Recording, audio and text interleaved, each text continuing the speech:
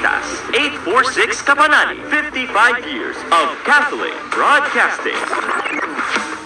Balita ng sambayanan, mga turo at pagtulong sa kapwang nangangailangan.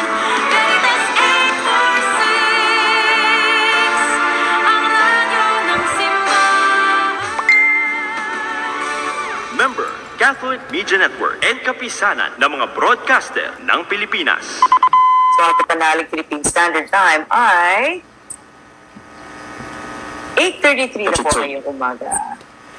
Ronda Veritas Report. Tayo po yung mga ngamusta, dito po sa Pasig City, para po sa isang Marian exhibit. Si Nolan Ariola ay may damdaming anuin ng mga deboto at sitwasyon kaugnay sa huling 2 araw ng Marian Exhibit 2024 sa Pasig City Museum. Yes, Nolan Ariola, come in. Maraming salamat mga kapanalig. Halina't bisitahin ang Marian Exhibit 2024 sa Pasig City Museum. Tampok dito ang nasa 80 imahin ng mahal na birhen na pagmamayari ng mga deboto mula sa Pasig at ibang lugar gaya ng Mandaluyong City, Quezon City, Taguig City at Cainta Rizal. Bukas ang nasabing exhibit araw-araw para sa publiko hanggang October 25, 2024.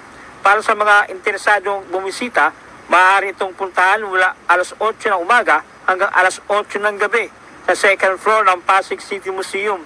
Ang pagpasok sa exhibit ay libre para sa lahat. Ang Marian Exhibit ay naging posible sa pagtutulungan ng pamalaang lungsod ng Pasig at ng Camarero y Camarera de la Virgen. Kaugnay nito, narito ang damdamin, alawing. Simula po nung napasok na po kami sa simbahan, naging sakristan po yung kapatid ko, yung kuya ko. Ako naging sakristan din po. Kasi nagtuloy-tuloy po, naging madami pong opportunity na natanggap. Ang pagiging isang deboto po ng mahal na ina ay may malaking pasasalamat yan at matis natin ibalik yung mga biyaya natatanggap natin. Ang pagiging deboto sa mahal na Birhen ay nung ako'y nasa 7 taong gulang pa lamang. Ang pagdarasal ng Santo Rosario ay akin ang nakagisnan. Nagbigay sa akin ng inspirasyon na maturuan ko rin ang mga kapwa kabataan na magdasal ng Rosario.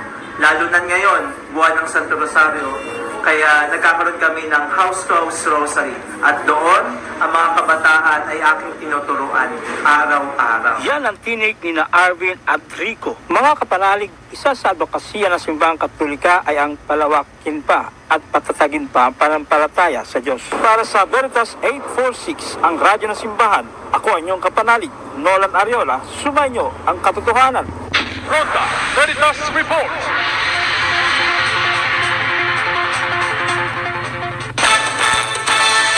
Barangay Simbayanan. Ayan, thank you so much again, Nolan Ariola, sa iyong report. Okay.